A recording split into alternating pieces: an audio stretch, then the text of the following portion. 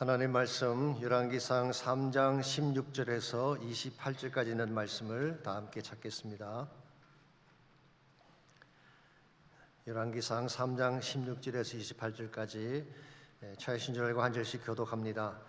그때 장기 두 여자가 왕에게 와서 그 앞에 서며 한 여자는 말하되 내 주여 나와 이 여자가 한 집에 사는데 내가 그와 함께 집에 있으며 해산하였더니 내가 해산한 지 사흘 만에 이 여자도 해산하고 우리가 함께 있었고 우리 둘 외에는 집에 다른 사람이 없었나이다.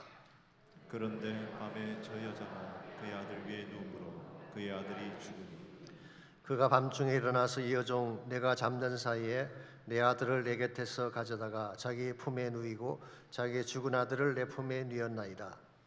아침에 내가 내 아들을 젖먹이려고 일어나 본즉 죽었기로 내가 아침에 자세히 보니 내가 낳은 아들이 아니더이다. 다른 여자는 이르되 아니라 산 것은 내 아들이요 죽은 것은 내 아들이라 하고 이 여자는 이르되 아니라 죽은 것이 내 아들이요 산 것이 내 아들이라 하며 왕 앞에서 그와 같이 쟁론하는지라. 왕이 이르되 이 여자는 말하기를 산 것은 내 아들이요 죽은 것은 내 아들이라 하고 저 여자는 말하기를 아니라 죽은 것이 내 아들이요 산 것이 내 아들이라 하는도다 하고 또 이르되 칼을 내게로 가져오라 하니 칼을 왕 앞으로 가져온지라. 왕이 이르되 사나이를 둘러 나누어 반은 이 여자에게 주고 반은 저 여자에게 주라. 그 산 아들의 어머니 되는 여자가 그 아들을 위하여 마음이 불붙는 것 같아서 왕께 아뢰어 청하건대 내 주여 사나이를 그에게 주시고 아무쪼록 죽이지 마옵소서 하되 다른 여자는 말하기를 내 것도 되게 말고 네 것도 되게 말고 나누게 하라 하는지라. 왕이 대답하여 이르되 사나이를 저 여자에게 주고 결코 죽이지 말라. 저가 그의 어머니이니라 하매 우리 28절 다 같이 읽습니다. 온 이스라엘이 왕이 심리하여 판결함을 듣고 왕을 두려워하였으니 이는 하나님의 지혜가 그의 속에 있어 판결함을 봄이더라. 아멘. 우리가 인생을 잘 살려면 지혜가 필요합니다. 그러나 지혜는 여러 가지 종류가 있죠. 지식 중심의 지혜도 있고 상업적인 지혜도 있습니다. 지식 중심의 지혜라고 하는 것은 공부를 많이 하고 책을 많이 읽어서 얻게 되는 지혜를 말합니다. 그래서 모르는 것이 있으면 철학자나 학자들에게 묻지 않습니까? 이것이 지식적 차원의 지혜입니다. 상업적인 지혜라고 하는 것은 사업을 잘하고 돈을 잘 버는 지혜를 말합니다. 돈 버는 분들을 보시면은 남다른 안목과 전략을 갖춘 것을 볼 수가 있죠. 우리는 돈이 어디로 가는지 잘 모르는데 그분들은 돈이 흘러가는 게 보인대요. 비즈니스에 탁월한 지혜를 가졌기 때문입니다. 심지어 자신의 유익을 위해 남의 등을 치는 얄팍한 지혜도 있습니다. 흔히 이것을 잔머리 혹은 꼼수라고 부르는데요. 그렇게 바람직한 지혜는 아닙니다. 남을 해치고 자신의 유익을 챙기는 것이기 때문입니다. 한 번은 어떤 유태인이 기차를 타고 유럽을 여행하는데 같은 칸 맞은편에 폴란드 사람이 앉아 있었습니다. 식사 때가 되자 유태인은 청어 몇 마리를 꺼내더니 혼자서 먹기 시작했습니다. 몸통을 다 먹고 머리와 아가미 부분만 남게 되자 그는 그것을 종이에 싸는 것입니다. 이것을 지켜본 폴란드 사람이 물었습니다. 아니 왜 그걸 종이에 싸는 것이냐고. 사실은 버리려고 종이에 싸는 중이었는데 그렇게 물으니까 생각이 달라졌습니다. 그래서 대답하기를 이걸 먹으면 머리가 좋아진다고 해서 우리 집 아이에게 주려고 일부러 안 먹고 종이에 싸는 것입니다. 이 말에 귀가 번쩍 뜨인 폴란드 사람이 그걸 자신에게 팔라고 했습니다. 그래서 유태인이 그건 안 된다고 우리 아이에게 먹일 것이기 때문에 미안하지만 팔 수가 없다고. 그냥 더 안달이 난 폴란드 사람이 얼마면 되겠냐고 꼭 사고 싶으니까 값을 불러보라고 했습니다.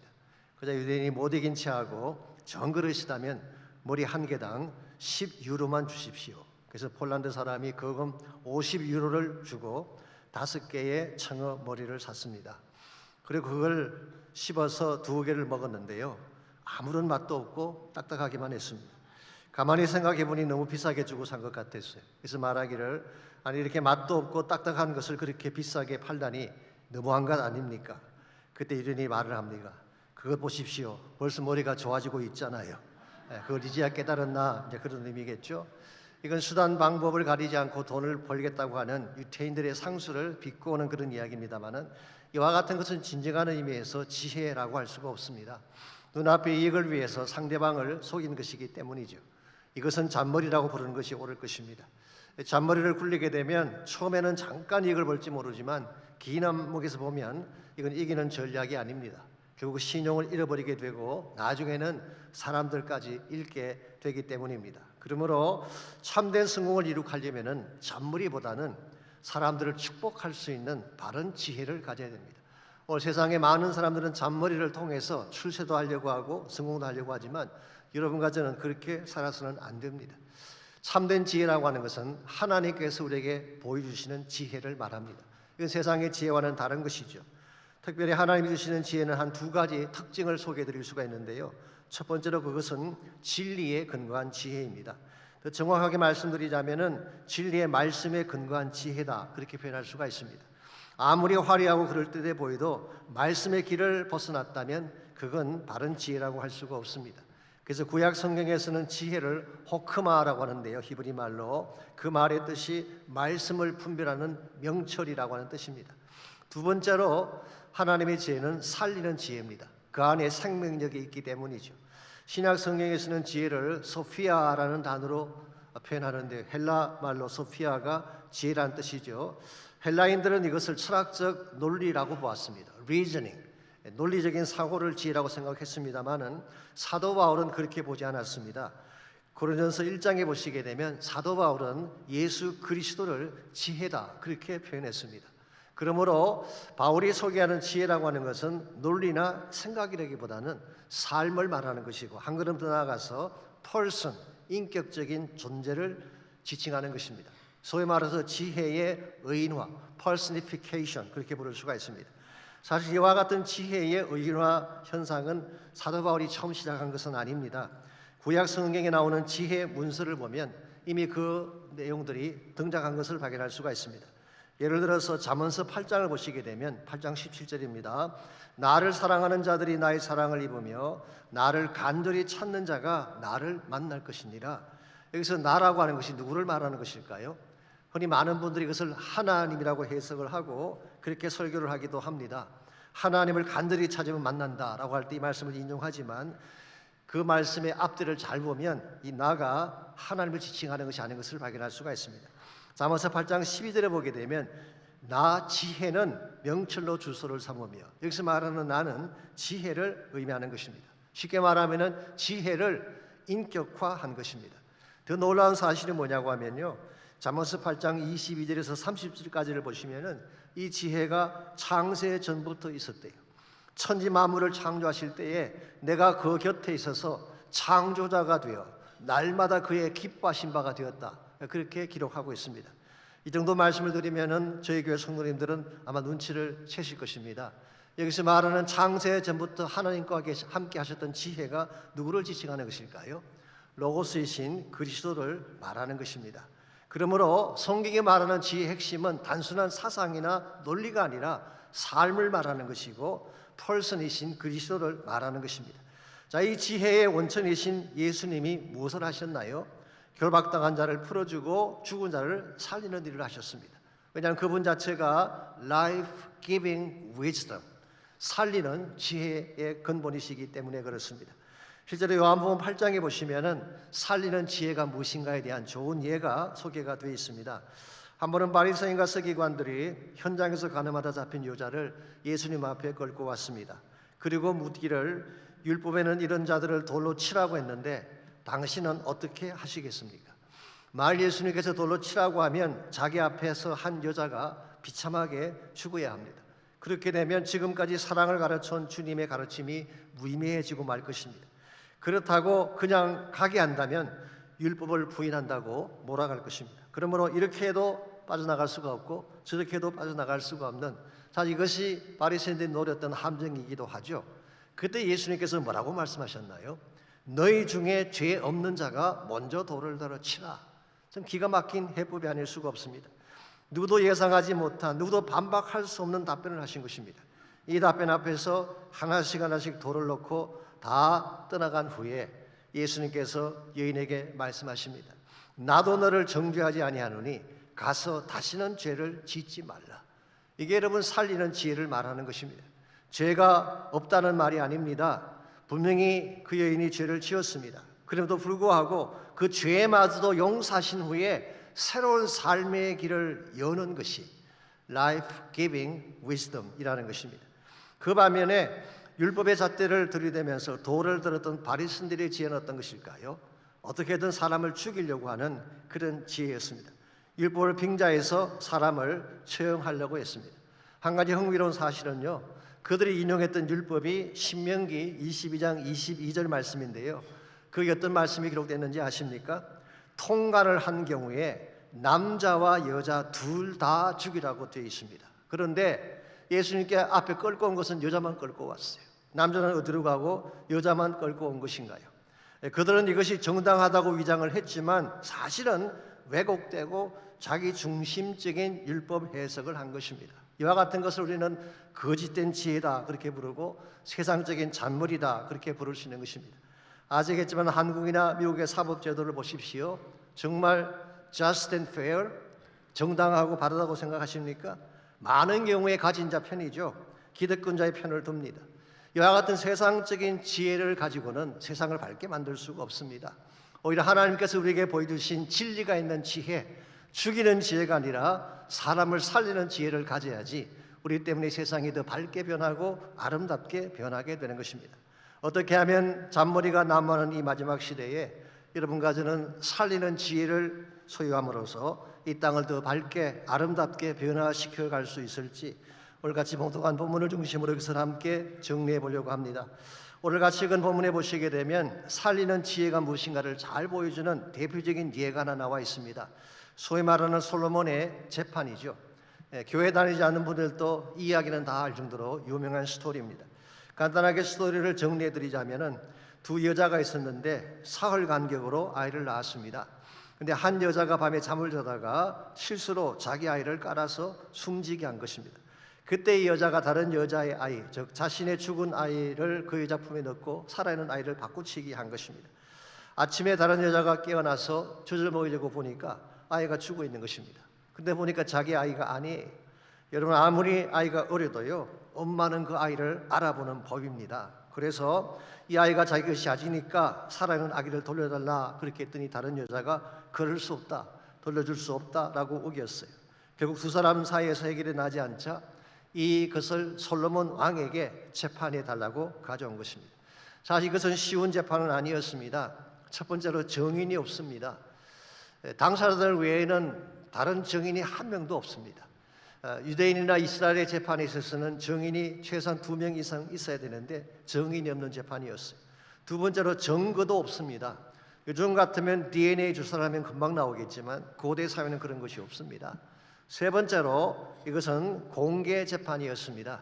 아마도 솔로몬이 왕이 된 후에 처음으로 백성들 앞에서 재판일 가능성이 많죠.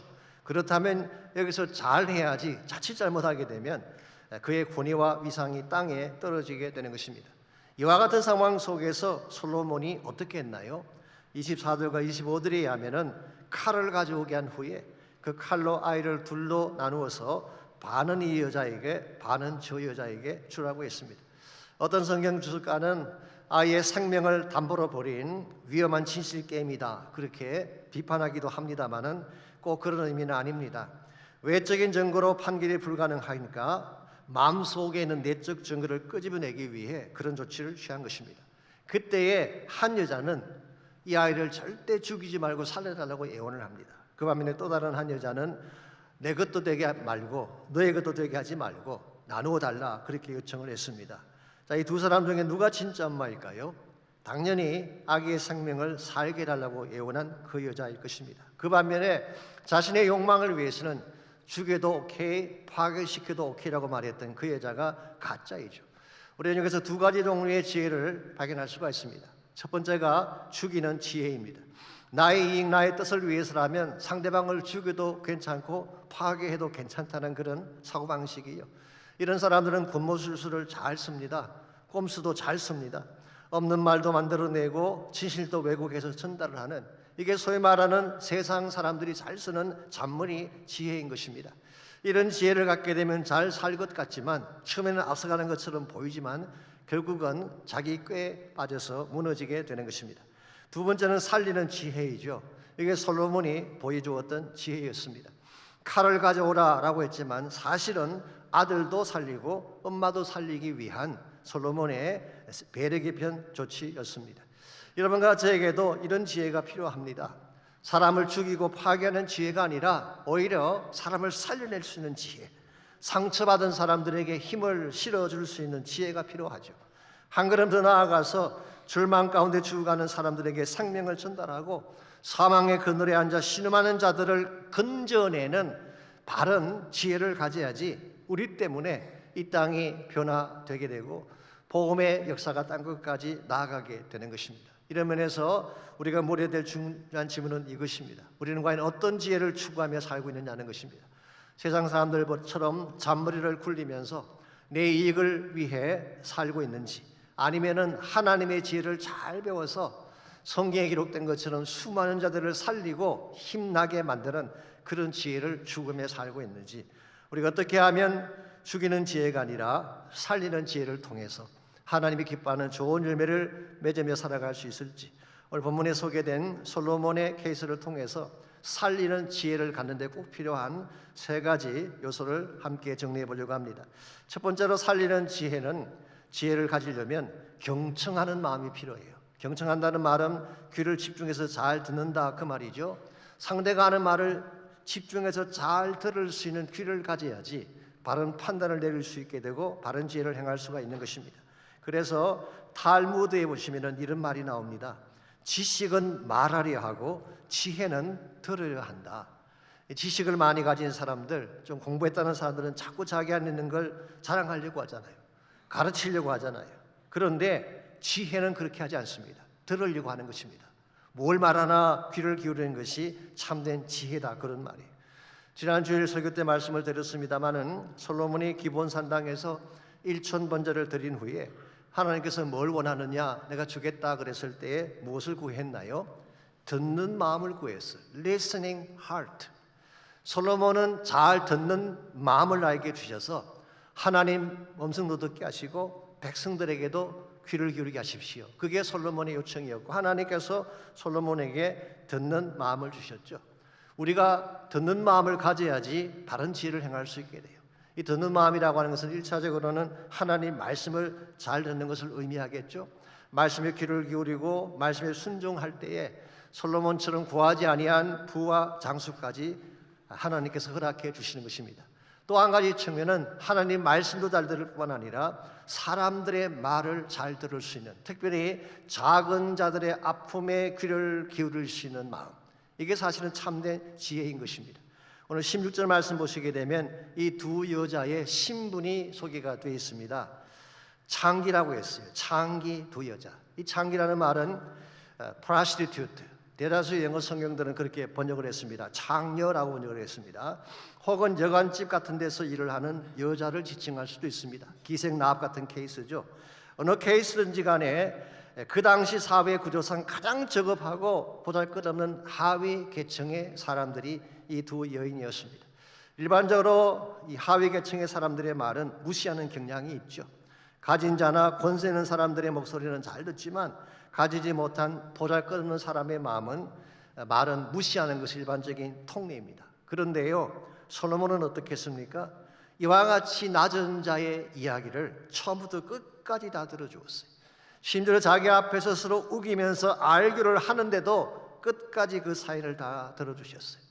한국의 고을 원님 정도만 되어도 무엄하다, 닥치지 못할까 이렇게 국발해줄 텐데, 솔로몬은 일국의 왕임에도 불구하고 끝까지 그 창기 두 여자가 하는 이야기를 경청한 것입니다. 이게 솔로몬이 가졌던 지혜의 아름다운 모습이죠. 여러분, 작은 자들의 아픔, 가지지 못한 자들의 아픔에도 귀를 기울일 수 있을 때에 하나님이 기뻐하는 열매를 맺을 수가 있습니다. 오늘 세상은 그렇지가 못합니다. 작은 자들의 소리는 무시하고 정치하는 분들 보십시오. 힘없는 마이너리티의 소리에는 전혀 귀를 기울이지 않습니다. 얼마 전 한인타운에서 일어난 40살 난 청년의 케이스를 기억나십니까? 한국 국자이고 양극성 조울증을 앓고 있는 정신질환자였습니다. 가족들이 피해자의 치료에 도움을 받기 위해서 요청을 했는데 현장에 출동한 경찰들이 이 상황을 다 알면서도 총을 쏘았잖아요. 쓰러진 후에도 아무도 저항할 수 없는 그 사람에게 수갑을 채우고 결국은 생명을 잃게 만들었습니다.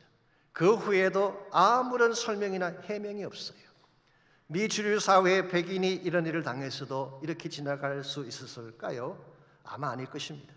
여러분, 세상 사람들은 약자들의 말에 귀를 기울이지 않습니다. 근데 하나님은 그렇지가 않아요. 작은 자의 소리를 들으시는 하나님, 어떠한 연약한 자의 외침도 멸시하지 아니하시고 귀를 기울이시는 분이 우리 하나님이십니다. 출애굽기 2장을 보십시오.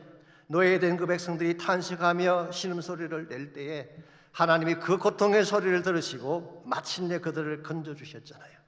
예수님의 케이스도 마찬가지입니다. 그는 소경 바디메오가 쫓아오면서 다윗의 후손이여 부르짖을 때 그 소리를 듣고 그의 눈을 뜨게 해주셨어요. 12년 동안 혈루병 앓던 여자의 신음소리를 들으셨어요. 귀신 들린 딸을 둔 스로보닉의 여인의 간청을 들으셨어요. 예수는 누가 그에게 부르짖든지 작은 자리에 목소리에 귀를 기울이고 응답하시는 주님. 그래서 헨리 나우이는 이런 말을 했습니다. 예수님은 온 몸이 귀였다. 예수님은 온 몸으로 듣고 온 인격을 동원해서 반응하시는 주님이다, 그런 뜻이에요. 오늘 여러분과 저에게도 이와 같은 마음이 필요합니다. 정말 하나님이 기뻐하는 삶을 살기를 원한다면 이런 마음을 가져야 돼요. 작은 자의 탄식 소리에 귀를 기울이는 자가 하나님 나라 일꾼이 될 수가 있습니다.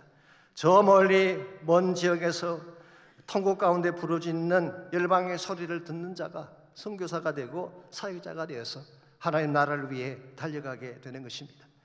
인도 사역으로 유명한 일라이 스탠리 존스라는 분이 계시잖아요. 이분은 미국 감리교 출신의 선교사입니다만은 인도에서 평생을 보냈어요. 간디의 친구로서 간디가 암살당한 후에 그의 전기를 서게 됐던 분입니다만은 이분이 88세 되던 해에 뇌졸중으로 쓰러지게 되셨습니다. 몸을 움직일 수는 불구가 된 거예요. 그럼에도 불구하고 1972년 예루살렘에서 열린 아시람 세계 선교 대회에 휠체어를 타고 오셔서 강연을 했습니다. 그 강연 마지막 대목에서 그는 다시 인도로 돌아가서 선교를 하겠다고 선포를 했어요. 그 말들은 많은 사람들이 만류했습니다. 그 나이에 그 모습으로 어떻게 그곳을 가겠느냐고 만류를 했을 때 그가 만류하는 그들에게 되물었던 유명한 질문이 있습니다. Don't you hear that voice of crying? 당신들은 저들의 울부짖는 소리가 들리지 않습니까? Don't you hear that voice of crying? 저 멀리에서, 저 인도의 산간 지역에서 울부짖고 신음하는 저들의 소리가 들리지 않습니까?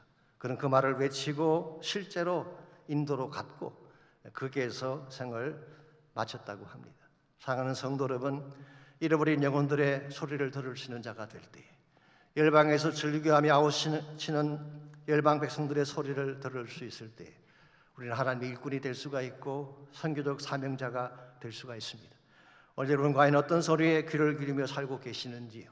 세상의 소리, 화려하고 높은 자들의 소리에 귀를 기울이며 살고 있지는 않는지. 그런데 우리가 정말 귀를 기울여야 될 대상은 작은 자들입니다. 하나님께서도 작은 자들의 신음소리에 귀를 기울이시잖아요. 우리도 동일하게 작은 자들의 소리를 들을 수 있어야 돼요. 그들의 아픔의 소리를 듣고 그들을 향해 나아가는 것이 오늘 성경이 말하는 참된 지혜입니다.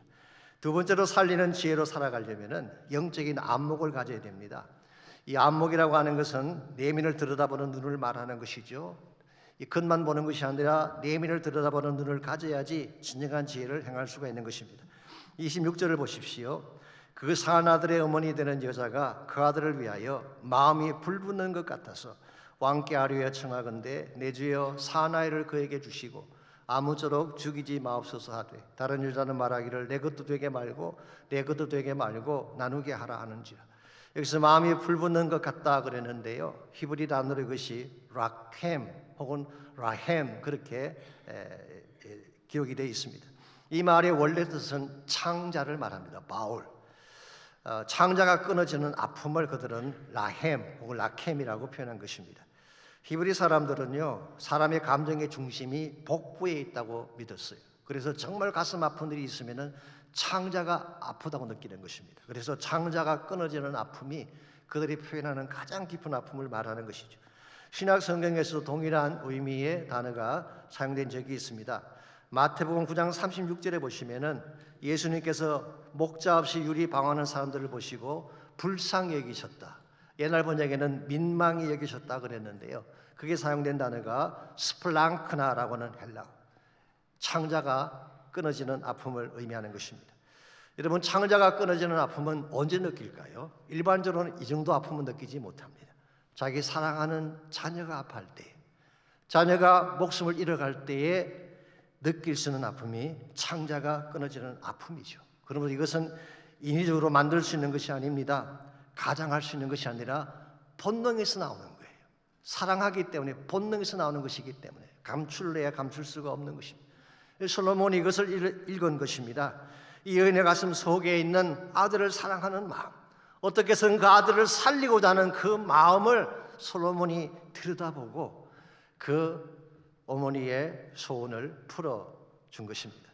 오늘 여러분과 저에게도 이와 같이 사람의 내면을 들여다볼 수 있는, 겉모양이 아니라 내면을 들여다볼 수 있는 안목이 있을 때 진짜 그 사람의 아픈 부분을 만져줄 수 있게 되고 치유와 회복을 도와줄 수 있게 되는 것입니다. 몇 년 전에 AT&T에서 만들었던 유명한 커머셜 광고 문안이 하나 있습니다. 아마 여러분 많이 보셨을 거예요. Just okay is not okay라고 하는 그런 문구예요. 2018년도에 칼리지 풋볼 플레이오프에서 초미 커머셜이 등장했다고 하는데요. 그 후에 여러 시리즈가 나왔습니다. 예를 들면 수술실에 들어간 환자가 있는데 이제 가족들이 바깥에서 기다리고 있잖아요. 의사가 나올 때에 수술 결과가 어떠냐 물었을 때에 just okay라고 대답을 하면 괜찮다는 말일까요? 안 괜찮다는 말일까요? Just okay is not okay. Just okay라는 말은 괜찮다는 뜻이 아닙니다. 그저 그렇다는 뜻이. 여러분 주변을 가만히 보시면은 just okay 하며 사는 분들을 많이 볼 수가 있어요. 여러분의 자녀들이 엄마가 괜찮냐 물었을 때 just okay 그러면 사실은 괜찮지 않은 것입니다. 그렇게 말하는 아이의 마음을 잘 읽고 그 아파하는 부분을 만져줄 때에 치유가 일어나고 회복이 일어나는 것입니다. 그런데 우리는 너무 바쁘고 분주해서 다른 것에 너무 많은 관심을 쏟느라고 곁에 있는 사람들의 아픔을 지나칠 때가 많이 있죠. 근데 성경이 말하는 참된 지혜는 그들의 아픔을 잘 읽고 그들을 바르게 도와주는 것을 지혜라고 말하는 것입니다. 그러면 여러분과 제 영적 눈이 떠져야 되겠죠. 예수님 같은 영안을 가지야만 이런 일을 할 수가 있는 것입니다. 여러분 주변에도 아마도 여러분이 꼭 도와야 될 그런 사람들이 많이 계실 것입니다. 겉모양은 괜찮아 보이는데, 겉모양은 행복한 것처럼 보이는데 실상 그 마음 중심에는 목마름을 가지고 인생을 답을 얻기 위해 몸부림치는 사람들이 여러분 주변에 없을까요? 혹시 그런 분이 있다면 어떻게 될까요? 그들을 가슴에 품고 기도하시기 바랍니다. 그리고 그들에게 참된 치유의 길을 꼭 소개해 주시기 바랍니다. 이와 같은 일을 저희 교회가 My VIP라고 하는 캠페인을 통해 하고 있습니다. 정말 여러분 주변에 그 모양은 괜찮아 보이지만 just okay로 살고 있는 수많은 사람들, 그들의 마음 깊은 곳에 있는 아픔과 고통을 잘 읽고 그들을 잘 안내해서 하나님께로 인도하는 것, 이게 바로 My VIP 캠페인의 핵심 내용입니다. 여러분 계속해서 그 영혼을 위해 기도하시고 8월 마지막 주일 가능하면 그분들을 꼭 모시고 오셔서 복음 들을 수 있는 기회를 주시기를 바랍니다. 이게 하나님이 기뻐하시는 바른 지혜의 삶입니다. 이와 같이 여러분과 제가 잔머리가 아니라 이기적인 지혜가 아니라 하나님의 지혜를 가지고 이 땅을 밝게 만들며 살기를 원한다면 듣는 귀가 필요해요. Listening heart. 두 번째는 보는 눈이 필요합니다. 마음의 진짜 아픔과 그 내면을 들여다볼 수 있는 영적 눈이 필요합니다. 세 번째로 살리는 지혜로 세상을 밝게 만들려면 비움의 영성, 나를 비워내는 삶이 있어야지 세상을 밝게 만들 수가 있는 것입니다. 28절 말씀 보시게 되면 솔로몬이 가졌던 지혜의 원천이 소개가 되어 있습니다. 온 이스라엘이 왕이 심리하여 판결함을 듣고 왕을 두려워하였으니 이는 하나님의 지혜가 그의 속에 있어 판결함을 보았기 때문이라고 했어요. 자, 솔로몬의 판결을 받았던 이스라엘 백성들이 왕을 두려워했다는 말은 경외했다는 뜻입니다. In awe, 경외했다는 뜻입니다. 사실 이것은 솔로몬의 지혜 때문이라기보다는 지혜를 주신 하나님 때문이라고 보는 것이 옳을 것입니다. 솔로몬 속에 하나님의 지혜가 있는 것을 보고 그건 솔로몬의 판결을 백성들이 두려워하게 된 것입니다. 다시 말씀드리지만 솔로몬이 보여준 이 지혜는 세상 사람들이 말하는 지혜와는 다른 것입니다. 세상의 지혜라고 하는 것은 자신을 드러내고 자신의 뜻을 이루는 것이 지혜의 목적이죠. 나의 것을 쟁취하고 움켜잡는 것이 세상이 가르치는 지혜의 핵심이라고 한다면 하나님의 지혜는 다릅니다. 나를 희생하고 나를 내어줌으로써 더 많은 사람들을 살리고 더 많은 사람들에게 생명을 나누어 주는 것이 하나님께서 말씀하시는 지혜의 핵심입니다. 이걸 가장 잘 보여준 대표적인 말씀 중 하나가 고린도전서 1장 22절에서 28절까지 기록된 말씀입니다. 유대인은 표적을 구하고 헬라인은 지혜를 찾으나 우리는 십자가에 못 박히신 그리스도를 전하니 유대인에게는 그리끼는 것이요 이방인에게는 미련한 것이로되 오직 부르심을 받은 자들에게는 유대인이나 헬라인이나 그리스도는 하나님의 능력이요 하나님의 지혜니라. 유대인들은 표적을 구합니다. 무엇인가를 보여주어야만 믿는 사람들이죠. 그 반면에 헬라 사람들은 지혜를 추구한다고 했습니다. 여기서 말하는 지혜는 헬라니스틱 지혜를 말합니다. 논리적이면서 체계적이면서 분석적이면서 리저닝을 하는 그 지혜. 아시는 대로 고린도 지방은 대표적인 헬라 도시 아닙니까? 로마 제국 당시 때에 마케도니아 지역이 있고 그 밑에 아가야 지방이 있죠. 이 둘을 합쳐서 그리스라고 불렀는데요. 마케도니아의 수도가 아테네였습니다. 아가야의 수도가 고린도였죠. 그러므로 이 고린도 지방은 아주 전형적인 헬라주의적인 철학적 사고를 가진 그런 지역이었습니다. 자, 바울이 그 지역에 가서 십자가의 복음을 전하니까 다들 미련하다고 보았어요. 스튜피드하다는 것입니다. 이 헬라적인 지혜의 기준을 가지고 예수님의 십자가 사건을 보니까 미련하기 짝이 없는 거예요. 죽었잖아요. 희생됐잖아요. 모든 걸 다 쏟아 부었잖아요. 헬라인들이 보기에는 미련하게 보인 것입니다. 그런데 바울은 강조합니다. 너희들은 미련하게 보았는지 모르지만 너희들은 이 예수님의 십자가를 리젝트했는지 모르지만 이 십자가야말로 그리스도의 십자가야말로 하나님의 능력이요 하나님의 지혜다. 이 십자가만이 인류를 살릴 수 있는 유일한 생명이다. 그런 뜻입니다. 여러분 기억하십시오. 세상의 지혜는 가지라고 가르칩니다. 장악하라고 가르칩니다. 이익적인 추구를 하라고 가르치지만 하나님의 지혜는 반대입니다. 비우라고 말하고 있어요. 포기하라고 말하고 있어요. 나의 소중한 것을 내어주라고 말씀하고 있습니다. 나를 내어줄 때에 우리가 십자가의 길을 따를 때에 죽은 자들이 살아날 수가 있고 그들의 생명이 구원받을 수 있기 때문에 여러분과 저는 이 지혜를 배워야 됩니다. 이 지혜를 가져야지 하나님의 복음이 땅끝까지 전파될 수가 있고 그 결과 죽은 수많은 사람들이 살아나게 되는 것입니다. 우리는 지금까지 어떤 지혜를 추구하며 살아왔는지요? 정말 잔머리를 굴리면서 나의 이익을 추구하며 내가 잘 되는 것만을 추구하며 살아오지 않았는지 혹시 그랬다면 이제는 우리는 돌이켜야 됩니다. 하나님의 지혜를 배워야 됩니다.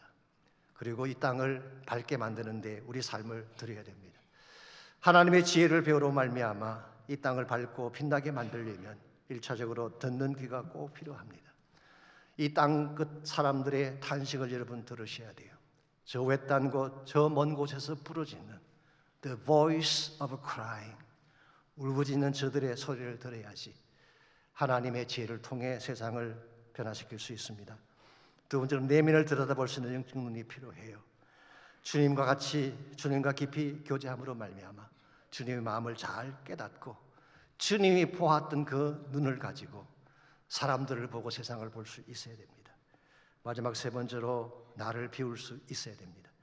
주님께서 십자가 길을 선택하기 위해 자신의 모든 것을 다 포기했던 것처럼 우리도 나를 비워낼 수 있을 때에 우리 때문에 복음이 전파되게 되고 땅끝까지 복음의 열매가 맺혀져 가게 되는 것입니다. 세계 2차 대전이 한창이던 1943년 1월 22일 뉴욕에서 출발한 수송선 배가 한 척이 있었습니다. 도체스터라고 하는 병력 수송선인데요. 904명의 병사를 태우고 북쪽을 향해 항해를 하고 있었습니다. 그런데 항해한 지 12일째 만에 독일 잠수함이 쏘는 의뢰를 맞게 됩니다. 의뢰를 맞은 도체스터는 얼마 가지 않아서 물에 잠기게 되고 그 배 탔던 많은 병사들은 바다 속으로 죽음을 향해 나갈 수밖에 없었습니다. 그때 4명의 군목이 그 차플린이 그 배에 타고 있었는데요. 그분들이 침착하게 구명조끼를 나누어 주고 병사들을 구명정 타는 곳까지 안내를 하게 됐습니다. 그런데 준비된 구명조끼가 충분하지가 못했어요. 모자라게 된 것입니다. 더 이상 나눠줄 구명조끼가 없었어요. 그때 군목인 클라크 폴링이라고 하는 중위가 병사에게 물었습니다. 자네 예수 믿는가? 아닙니다. 그자 군목은 자기가 입고 있던 구명조끼를 벗어주면서 말을 합니다. 나는 예수를 믿기 때문에 지금 죽어도 천국에 갈 수가 있다. 그런데 당신은 그렇지 못하지 않는가? 그러면 이 구명조끼를 입고 살아서 꼭 예수님 믿고 천국에서 다시 만나자. 그리고 4명의 군복들이 모두 자기의 구명조끼를 벗어서 병사들에게 주고 그들은 갑판 위에서 함께 기도하다가 생을 마쳤다고 합니다. 그 후에 생존한 병사 중에 한 명인 그레디 클락이라고 하는 사람은 군복들의 최후를 이렇게 진술을 했습니다. 내가 본 마지막 장면은 군복들이 기도하는 모습이었습니다. 그들은 최선을 다했고 나는 그들을 다시 보지 못했습니다. 그러나 저는 그날 예수님의 십자가를 보았습니다. 그들은 병사를 살리기 위해 자신들은 죽음을 선택했습니다. 그날 밤 병사 904명 중에 605명이 전사를 했다고 합니다. 전쟁이 끝난 후에 살아남았던 병사들이 군목의 희생을 기억을 했고 트루만 대통령이 4명의 군목을 기리는 기념 예배당을 필라델피아에 세웠다고 합니다. 저는 분명히 확신합니다. 비록 그들의 이 땅에서의 생애는 짧았지만 그들의 이름은 영원토록 천국에서 해같이 빛날 것이라고 확신합니다. 이게 지혜자의 삶이에요. 이와 같은 삶을 통해서 하나님이 영광 받으시는 것입니다. 사랑하는 성도 여러분, 우리는 그동안 하나님의 많은 축복을 받으며 살아왔죠. 아직도 부족한지 더 많은 축복을 달라고 하며 사는 것이 우리의 모습 아닌가요? 그런데 이제는 주님을 위해 나의 것을 드려야 할 시간입니다. 하나님은 자신의 모든 것을 다 나를 위해 주셨는데 우리는 그분을 위해 과연 무엇을 드릴 수가 있을까요? 저는 이 아침 여러분과 제가 주님의 눈물을 보았으면 좋겠습니다. 잃어버린 영혼들을 위한 눈물, 아직 복음 듣지 못한 채 죽어가는 자들을 향한 눈물, 추수할 것은 너무나 많은데 일꾼이 없어 탄식하시는 주님의 눈물을 볼 수 있으면 좋겠습니다. 이 아침 설교를 마치면서 이 주님의 눈물을 담은 영상이 한 편 있는데 이걸 함께 나누고 기도하는 시간을 가지면 좋겠습니다. 당신은 이 지구본에서 무엇을 보시나요? 대륙이나 바다? 국가나 영토? 그러나 하나님은 사람들을 보고 계십니다.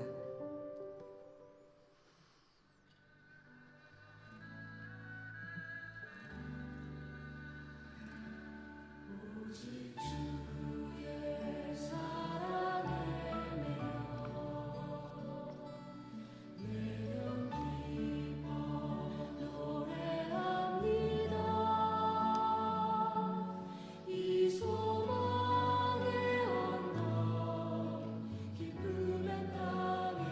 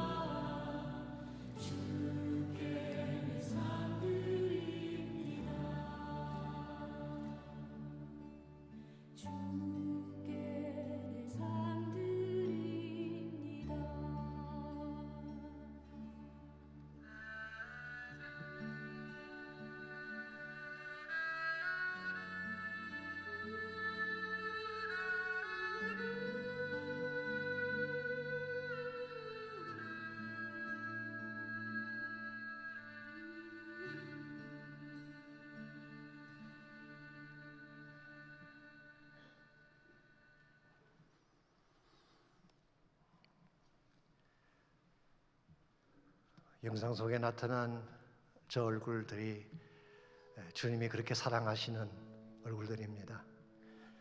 저들이 부르짖는 소리를 들으시는지요? Don't you hear that voice of crying? 울며 울부짖는 저들의 소리를 듣고 계시는지요? You can do something. 여러분이 하실 수 있는 일이 있습니다. 눈물 지으며 탄식 중에 있는 주님을 위해 이 아침 여러분이 할 수 있는 일이 무엇인지를 기억하고 주님 앞에 헌신하고 결단하는 시간이 있으면 좋겠습니다. 우리가 만일 헌신해야 된다면 주님 사랑 때문입니다. 오직 주의 사랑에 매여 내 영 기뻐 노래하고, 오직 주의 사랑에 매여 소망의 언덕 거룩한 땅을 향해 나아가고, 오직 주의 사랑에 매여 하나님의 부르심의 뜻을 향해 나아갈 수 있는 여러분과 제가 됐으면 좋겠습니다. 주께서 주신 모든 은혜 어떻게 다 말로 할 수가 있겠어요? 정말 그 은혜가 나의 가슴 속에 있다면, 그 사랑이 나의 마음 속에 있다면, 이제 남은 생에 나에게 주어진 것 내 마음대로 쓰지 아니하고 주의 부르심 위에 사용할 수 있기를 원합니다. 여러분이 남은 인생을 주께 드리시고 물질, 시간, 재능 주님 앞에 올려드려서 주의 소시는 그날까지 이 사명을 잘 감당해서 하나님 영광 되었으면 좋겠습니다. 한번 이제 같이 기도하기를 원하는데, 기도할 때에 무릇 선교회다를 마치면서 내가 주님께 드릴 것이 과연 무엇인가? 여러분이 꼭 물질이 아니라도 괜찮습니다. 여러분의 삶을 드리십시오. 나를 위해 달려왔던 내 인생을 이제 하나님 영광에 드리겠다고 고백하시고 남은 생에 주의 복음과 부르심 위에 헌신하는 시간이 있기를 원합니다. 지금도 세계 곳곳에서 죽어가는 수많은 영혼들이 있습니다. 그들에게는 선교사가 필요합니다. 복음이 필요합니다. 저희 교회가 그들에게 선교사를 보내고 복음을 나누는 교회가 될 수 있기를 바랍니다. 이것을 위해 이 시간 여러분 헌신하며 기도하는 가운데에 성령께서 인도하시는 대로 헌신하며 또 여러분의 마음과 물질을 하나님께 드리는 시간이 있기를 바랍니다. 오늘 8월 한 달 동안 중보기도 축제가 있습니다. 나를 위한 기도의 시간이 아니라 하나님의 나라와 복음과 죽어가는 영혼들을 위해 기도하는 한 달입니다. 여러분께서 기도해 주셔서 한 달 동안의 성령의 기름 부음과 초대교회 같은 역사가 다시 우리 교회 안에 일어날 수 있도록 다 함께 기도하겠습니다. 살아계신 하나님 감사합니다. 말할 수 없는 은혜를 받은 우리들, 주님의 사랑을 받기만 했던 우리들, 이제 주님의 눈물을 닦기 위해 나의 것을 하나님께 드릴 수 있기를 원합니다.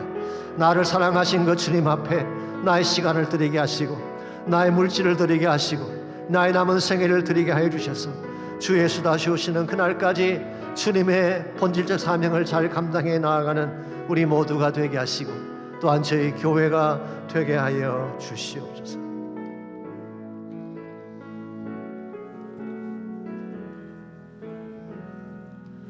오직 주의 사랑에 매여 내 영 기뻐 노래합니다. 이 소망의 언덕 기쁨의 땅에서 주께 사랑드리. 우리 다 일어나셔서 다시 한번 고백합니다. 오직 주의 사랑에 매여 내 영 기뻐 노래합니다. 이 소망의 언덕 기쁨의 땅에서 주께 사랑드립니다. 오직 주의 임재 안에 갇혀 내 영 기뻐 찬양합니다. 이 성령의 언덕 거룩한 땅에서 주께 경배드립니다. 주께서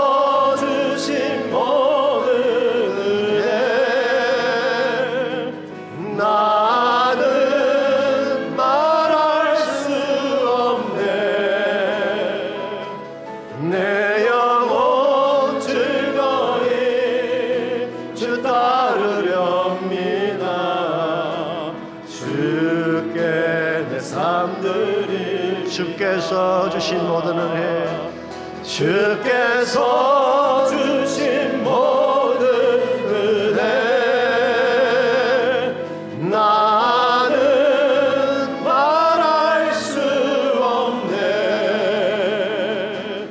내 영혼 즐거이 주 따르렵니다. 주께 내 삶을 다시 한번 선포합니다.